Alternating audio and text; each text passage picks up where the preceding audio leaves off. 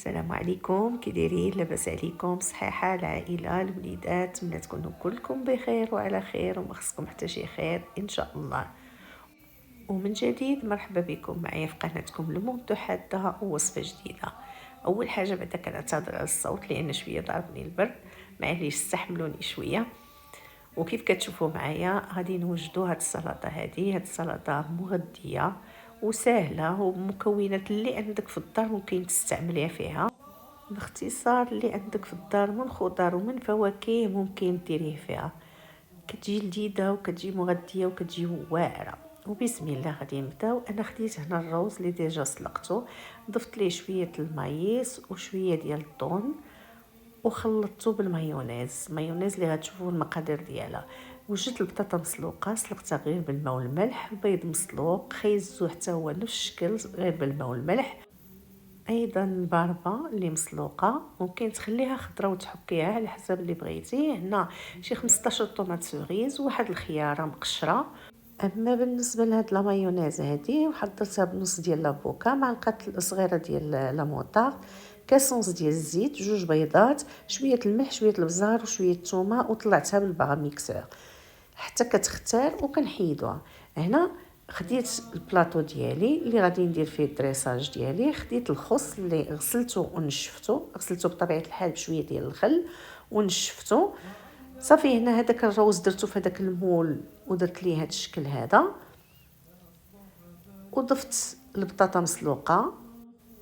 بالنسبه للتريساج ديال هذا الطبق كيبقى اختياري وكيبقى على حسب الطبق اللي كتقدمي عليه. انا هنا درت الطبق اوفال، يعني فضلت ان الروز نديرو حتى هو في مول اوفال، وغادي نستف بطريقه عشوائيه، يعني ماشي شي حاجه اللي غير هي غادي نعتمدوا غير على ان كل بلاصه خصنا نحطوا فيها شويه. وإلا كان عندك الطبق دائري راه غتستعملي واحد المول بالنسبه للروز دائري، الا كان كاغي غتستعملي مول كاغي، يعني على حسب الطبق باش يجيك الدريساج مقاد وزوين. دونك هنايا كيف كتشوفوا معايا حطيت البطاطا عشوائيا، نفس الشيء بالنسبه للخيزو بالنسبه للباربا كيف غتشوفوا معايا صافي. وغادي نكمل الدريساج ديالي بطريقه كيف قلت لكم عشوائيه، ولكن في الاخير صدقوني راه كيجي هذاك العشوائي كيجي المنظر ديالو زوين، وما كتنتظريش انه يطلع لك بحال هكاك. دونك هنايا كيف قلت حطيت الباربه، حطيت خيزو، حطيت البطاطا. غادي ناخذ الخياره ديالي، غادي نقطعها دي رونديل بحال هكا كيف كتشوفوا معايا. يعني تقديم بسيط وسهل، يعني ماشي شي حاجه اللي غادي تكلفك ولا غادي يعني اللي غتاخذ منك الوقت. نتوما كيف كتشوفوا راه كنحط عشوائيا، وللاسف تقطع لي الفيديو حسب لي باقي كيصور غير هو ديشارجا التليفون ما رديتش ليه البال.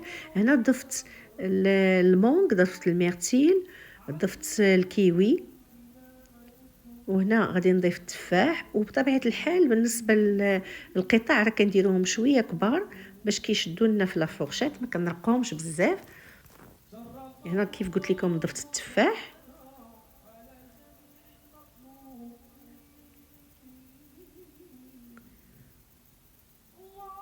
نتوما راك تشوفوا كيفاش جات لا سالاد ديجا طلعات. هنا درت لا مايونيز، درت واحد شويه لا مايونيز. كيف قلت لكم تقطعت ليا لا فيديو حسب لي واش باقا كتصور. هنا خديت الليمون حتى هو من الشكل غادي نقطعو.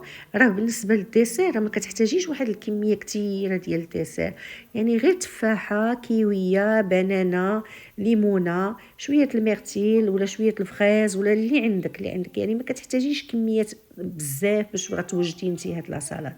هنا كيف قلت لكم هذه تقطعت ليا باش حطيتها النوبه الاولى. غادي نعاود معكم. خديت قرعه خلطت فيها ديك لا مايونيز مزيان ودرتها في فوق من لا سالاد ديالي صافي. وهنا غادي نستمروا. وكيف شفتوا قطعت بنانه حتى هي ضفتها لهاد لا سالاد. واخيرا غادي نضيف البيض مسلوق، غادي نزوق به من الفوق. وكيف قلت لكم راه يعني ما تكلفتش مع هاد لا سالاد هادي، حتى تقطع راه تقطع بسيط، ماشي شي حاجه كاين لا ديكوراسيون لا والو، غير تقطع هادي وتستف. حتى هو راه كيف شفتوا راه عشوائي، كنحط غير هكا وهكا وطلع لي البلا بحال هكا. يعني طلع زوين وطلع لذيذ، وصدقوني ما بقاش يعني تكال كله. نتمنى انكم تجربوا هذه الوصفه هذه وهاد لا سالاد اللي هي مغذيه ومنعشه، وتخليوا لي في التعليق كيفاش جاتكم. وبهذا الشكل هذا كنكون وصلت لنهايه لا فيديو ديالي. مبقى لي الا نودعكم والى اللقاء فيديو اخر ووصفه جديده باذن الله. دمتم في رعايه الله، مع السلامه.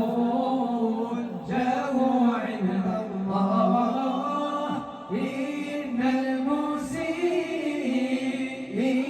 قد جاء